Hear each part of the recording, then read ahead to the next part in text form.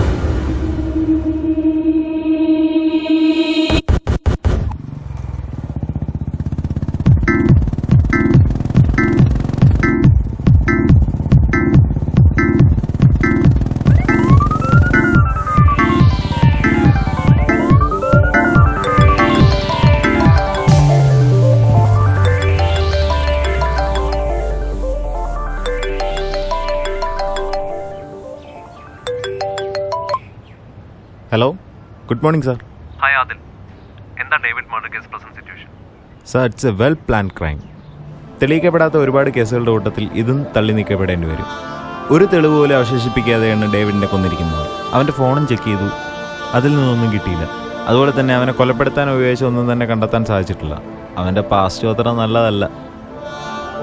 പിന്നെ ഇവനെ പോലുള്ളവന്മാരൊക്കെ ചാവുന്നത് തന്നെയാണ് നല്ലത്, സൊസൈറ്റിക്ക് വെറുതെ. എനിവേയ്സ്, എന്നേക്കാൾ എക്സ്പെർട്ടായ 2 ഓഫീസേഴ്സ് അന്വേഷിച്ചിട്ട് കണ്ടുപിടിക്കാൻ പറ്റാത്ത ഈ കേസ് എന്നെക്കൊണ്ട് പറ്റുമെന്ന് തോന്നുന്നില്ല. So I am also going to quit this case.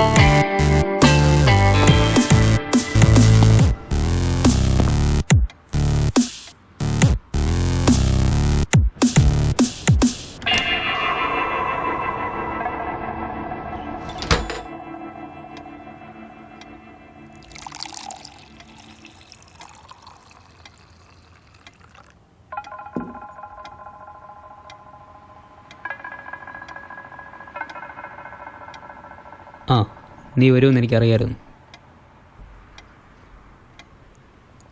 നീ എന്തു വിചാരിച്ചു? ഡേവിഡിനെ അങ്ങ് ഉണ്ടാക്കാമെന്ന് വിചാരിച്ചു?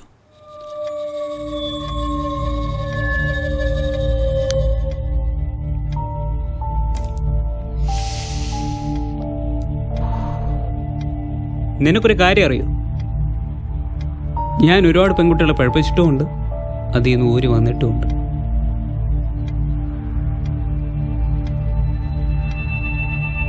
ശരിയാ, നിന്റെ സൗകര്യം ഞാനാ കൊന്നത്. എന്തായാലും സംഭവിക്കാനുള്ളതൊക്കെ സംഭവിച്ചു. ഒരു കാര്യം ചെയ്യ്, നിന്റെ സൗകര്യക്കേ നീ ഒരു വില പറ, ഞാനിതങ്ങ് തരാം.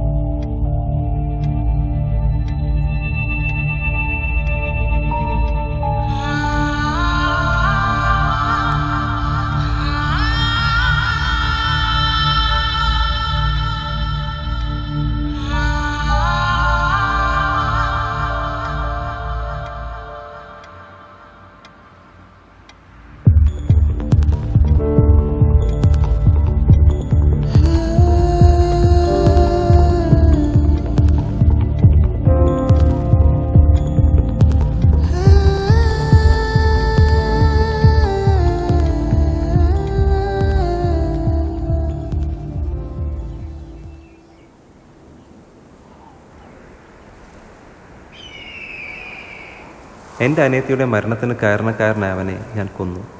അവനെ കൊല്ലാൻ ഉപയോഗിച്ച എല്ലാ തെളിവുകളും അതിസമർത്ഥമായി ഞാൻ നശിപ്പിച്ചു.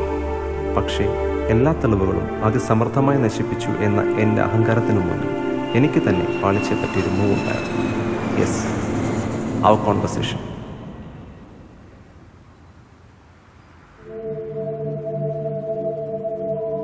ഞങ്ങൾ തമ്മിലുള്ള കോൺവെർസേഷൻ ഡിലീറ്റ് ചെയ്യാൻ ഞാൻ അവൻ്റെ ഫോൺ എടുത്തു. എന്നിട്ട് ഡേവിഡിൻ്റെ വിരലുകൾ ഉപയോഗിച്ച് ലോക്ക് ഓപ്പൺ ചെയ്യാൻ ശ്രമിച്ചെങ്കിലും അത് സാധിച്ചില്ല.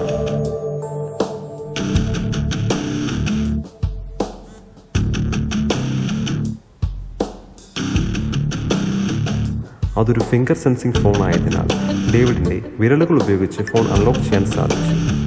ഞങ്ങളുടെ കോൺവെർസേഷൻ മുഴുവൻ വാട്സാപ്പിലായതിനാൽ അത് ഓപ്പൺ ചെയ്യാൻ ശ്രമിച്ചെങ്കിലും സാധിച്ചില്ല. ഒടുവിൽ എനിക്ക് വാട്സാപ്പ് അൺഇൻസ്റ്റാൾ ചെയ്യേണ്ടി വന്നു. ഞാനാണ് ഡേവിഡിൻ്റെ കൊലയ്ക്ക് പിന്നിൽ എന്നതിനുള്ള ജീവിച്ചിരിക്കുന്ന ഒരു തെളിവാണ് ഞങ്ങൾ തമ്മിലുള്ള ആ വാട്സാപ്പ് കോൺവെർസേഷൻ. ഡേവിഡിൻ്റെ ഫോണിൽ നിന്നും വാട്സാപ്പ് റീഇൻസ്റ്റാൾ ചെയ്ത് മെസ്സേജ് ബാക്കപ്പ് ചെയ്താൽ ഞാനാണ് ഡേവിഡിൻ്റെ കൊലയ്ക്ക് പിന്നിൽ എന്നത് പോലീസിന് തെളിയിക്കാൻ കഴിയും. പക്ഷേ ഒരു പോലീസ് ഓഫീസറിനും ആ ബുദ്ധി തോന്നാത്തത് ഒരു പക്ഷേ ദൈവം എൻ്റെ കൂടെ ഉള്ളത് കൊണ്ടായിരിക്കാം. എൻ്റെ അനിയത്തിക്ക് നീതി ലഭിക്കാനായി എനിക്ക് ശരിയെന്ന് തോന്നിയത് ഞാൻ ചെയ്തു. ഭാവിയിൽ ഒരു പോലീസും ഒരു നിയമവും എന്നെ തേടി വരില്ല എന്ന വിശ്വാസത്തിൽ ഞാനും ജീവിക്കുന്നു.